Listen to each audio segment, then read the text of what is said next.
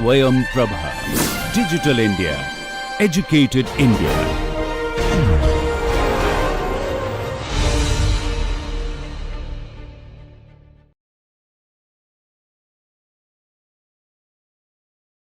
So welcome to lecture number 24 of the course Statistical Thermodynamics.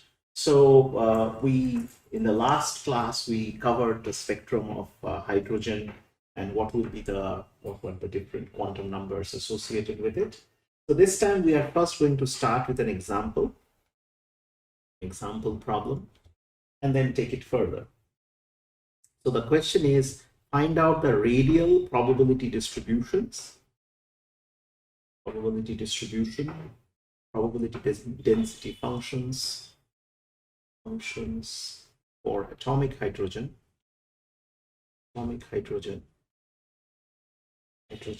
corresponding to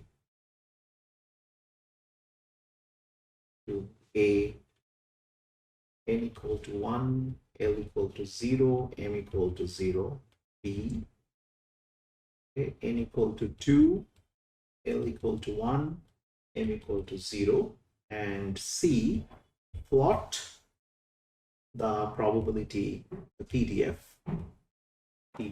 for these two cases, or both cases on a single graph.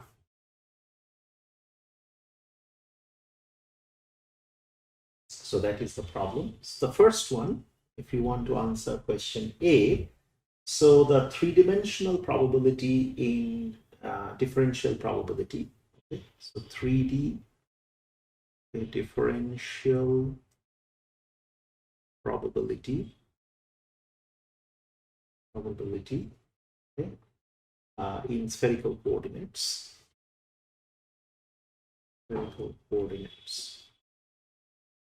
Coordinate given as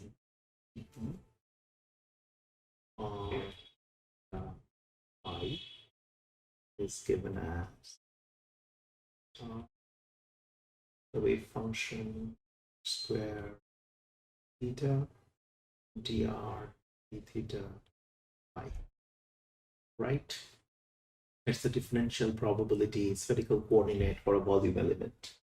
Okay, so the radial differential probability, now how can we get to the radial differential probability? You just have to integrate out theta and phi. The radial differential probability can be obtained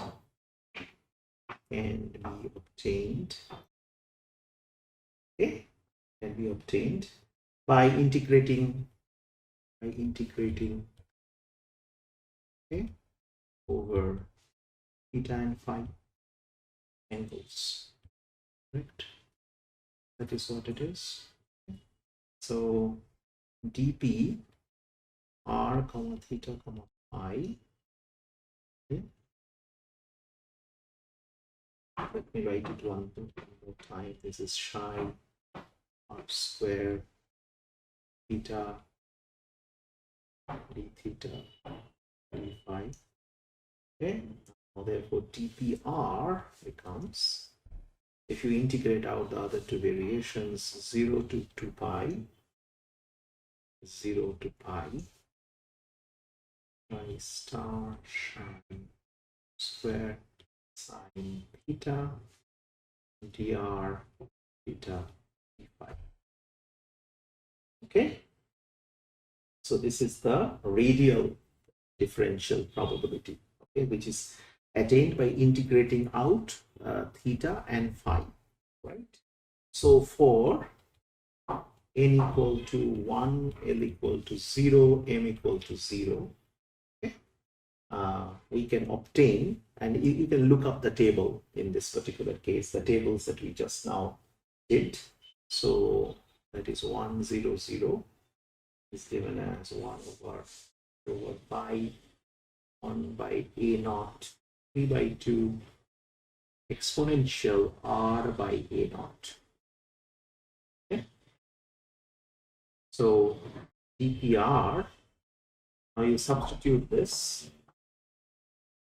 Okay. It's 1 over I a naught cube then 0 to 2 pi integration, 0 to pi integration, okay, square exponential minus 2r by a naught dr theta. Okay, therefore dr is equal to 4r square a naught cube exponential minus 2r by a naught dr. Okay, so now define sigma equal to r by a naught. Okay, what we can do is that we can write now means sigma equal to some f sigma into d sigma. Okay, where f sigma, so it is f sigma equal to 4 sigma square exponential 2 sigma.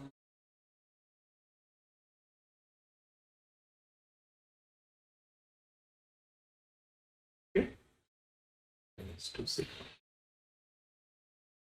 Okay. Similarly, so this is the first expression. Similarly, for say n equal to 2, which was the other condition, L equal to 1, M equal to 0 case, okay, what will happen is this would be psi 210. Again, you can look up on the table, 4 by 2 pi, okay, 1 by a naught, 3 by 2, r by a naught, exponential minus r by 2 a naught into cos theta. So this is the other expression.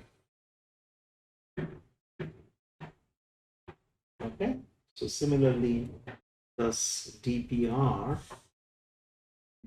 becomes for 32 pi a naught cube, 0 to 2 pi, 0 to pi, r square, r by a naught cube,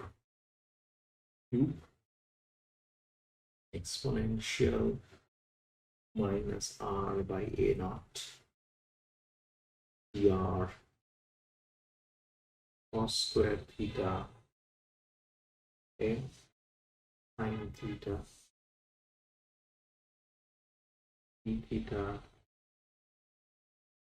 okay, which is equal to now r square by 24 a naught cube, r by a naught square, and exponential minus r a naught dr.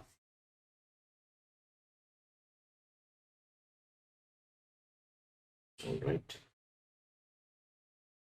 Again, if we define sigma equal to r, this becomes f sigma. In this case, becomes sigma to the power of 4, 24 exponential minus sigma. So this would be the two expressions for the two, right? Yeah. Minus sigma. This is sigma. Okay. So now we are in a position to plot the two cases. Okay, so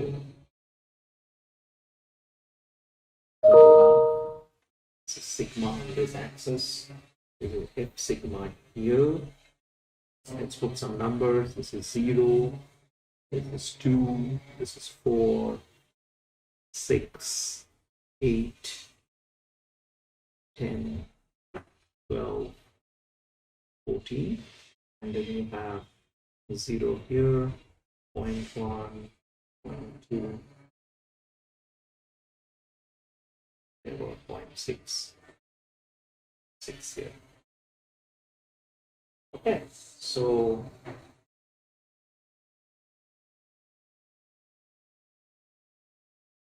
it's about point.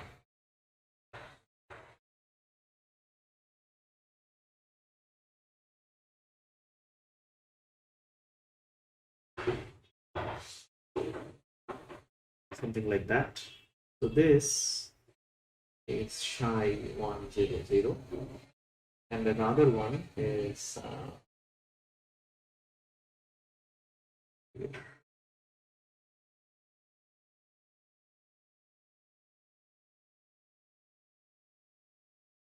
like this, which is shy 210. Okay, so this is, if you plot the two functions, it will be like that. Now, as expected, the probable radius is significantly smaller. So note, probable radius, radial spread, basically, right, is significantly smaller. Okay, is significantly smaller when n equal to 1 compared to n equal to 2. Okay. So the uncertainty in the position, therefore this means uncertainty in the position of the electron is much lower, okay, is much lower for n equal to 1 case. And it is much more for n equal to 2 case. Okay, so it is much more for n equal to 2 case. As you can see, there is a much wider spread compared to this, right? Okay. So this obviously carries more uncertainty compared to this. Is less uncertainty. Okay, so these are the two cases that we have pointed out over here. Okay, so so these are the two radial distributions which signifies the position of the electron, right? So the radial position of the electron is actually given by that. Okay, so this should put at rest that what we mean by this spread. So also one other thing to note over here, okay, and this time this is beyond the example now, that if you now relook at equation, which is this, EL is given by EL by HC, which is equal to minus mu e to the power of 4 divided by h psi naught square c h cube into 1 over n square. Okay, so what you decipher from here is as follows: that this equation demonstrates that the allowed energy levels, okay, for atomic hydrogen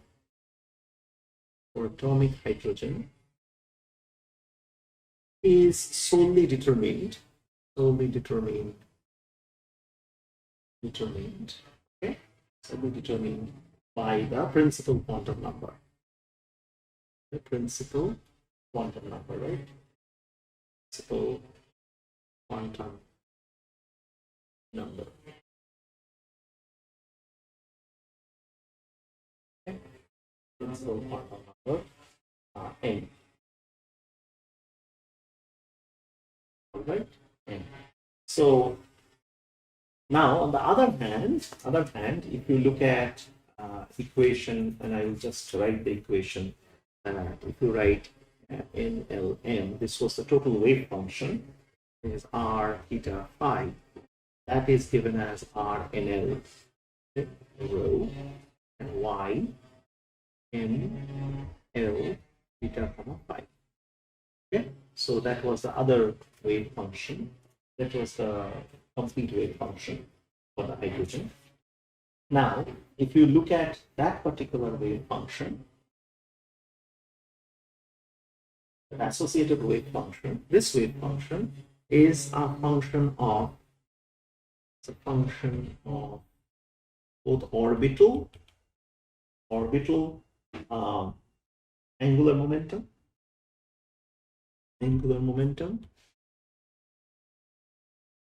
and magnetic quantum numbers in addition to n, which is basically the principal quantum.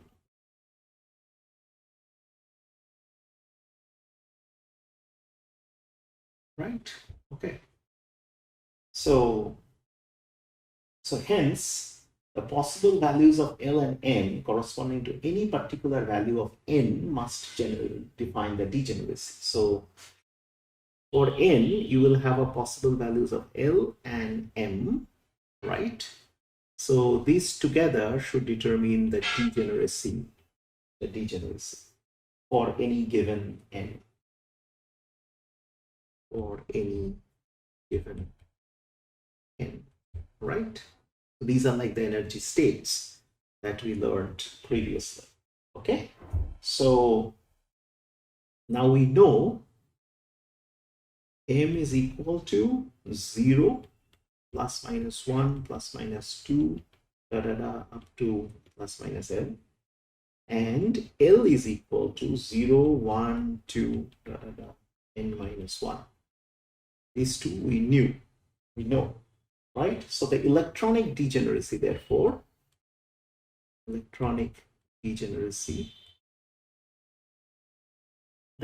given by Gn, say, which is summation L equal to 0 into n minus 1. Then this is 2L plus 1, okay, which is equal to n square. Okay, so that is the electronic degeneracy that we are proposing. There is, however, a fatal flaw in this, okay? Because this is incorrect.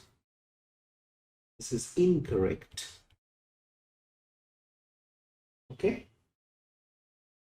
due to Pauli's exclusion principle.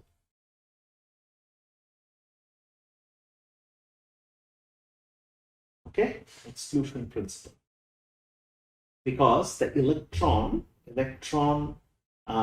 executes not only orbital motion, okay, but it also spins about its own axis, right? So apart from moving around the orbit, right, it also spins around its own axis, right? So the electrons, okay, not only executes orbital motion, but also spins about its own axis.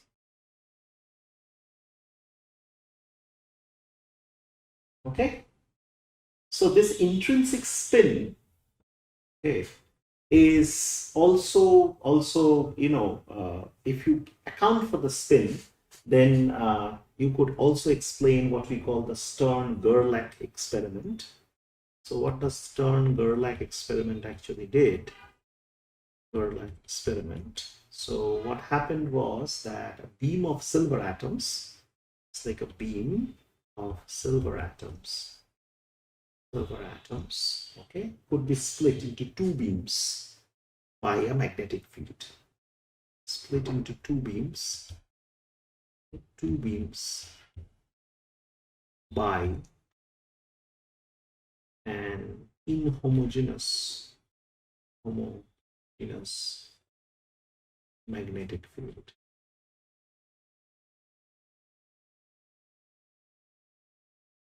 Okay, so Dirac also did and this is beyond the scope. So Dirac demonstrated demonstrated that if we account for relativistic effects, okay, so from relativistic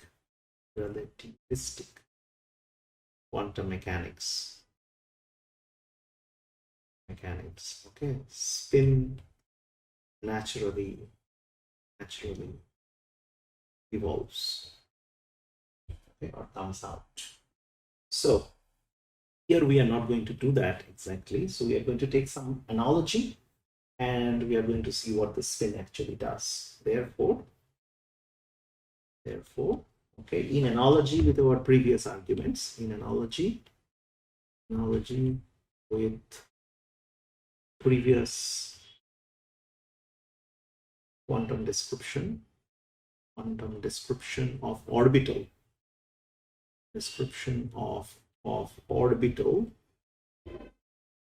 orbital angular momentum,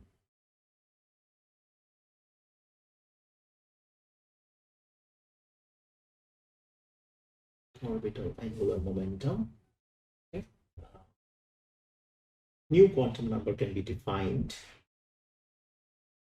New quantum number can be defined,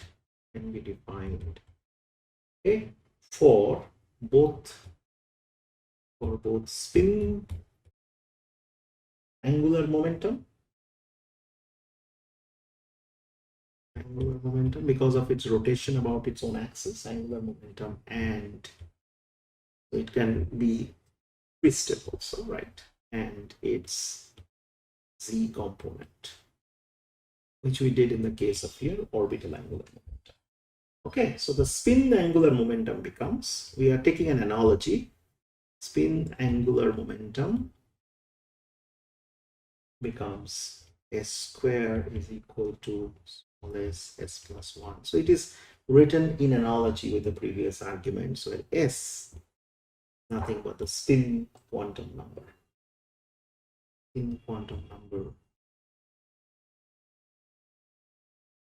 For an electron. Okay. So the z component of the orbital angular, so the z component of orbital angular momentum was of angular orbital momentum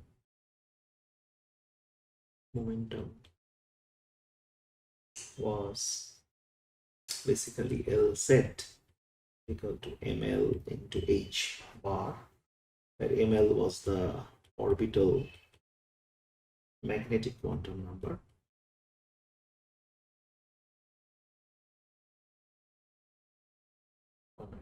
By analogy, samely, using similar analogy,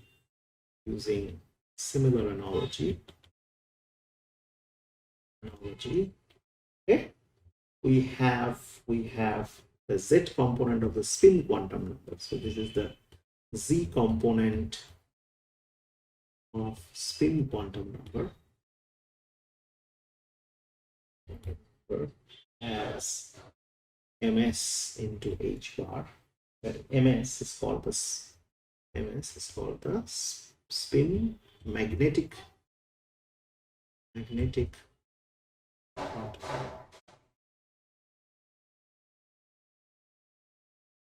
okay. Now for an electron, the spin quantum number is restricted to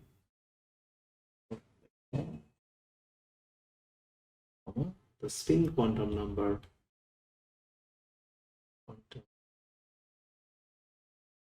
is restricted to s equal to half. Okay. And since s has to be greater than equal to the mod of ms, okay, and so that ms is equal to plus minus half. Okay, so it is like an up or down orientation. Up or down orientation.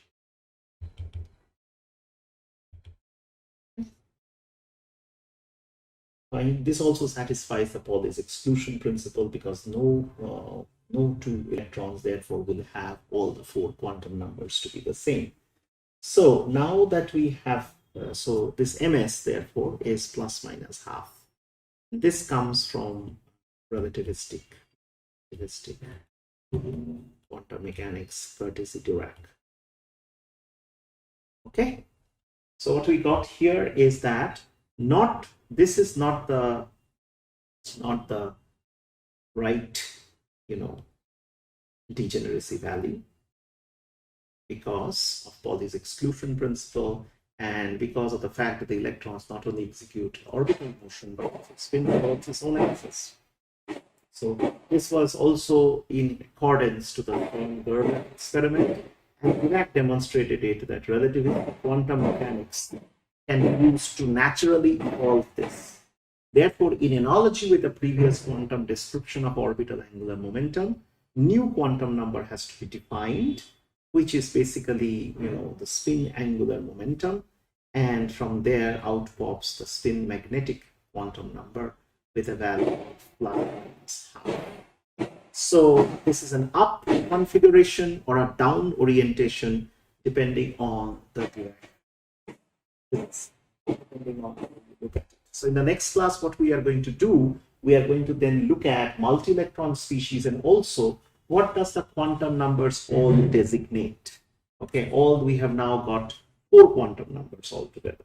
4 quantum numbers. What are they? Just a recap of what are those 4 quantum numbers. And if we now go to a multi-electron species kind of a system, okay, can we just use the same set of equations to describe it? Okay, so that is what we are going to do in our next class.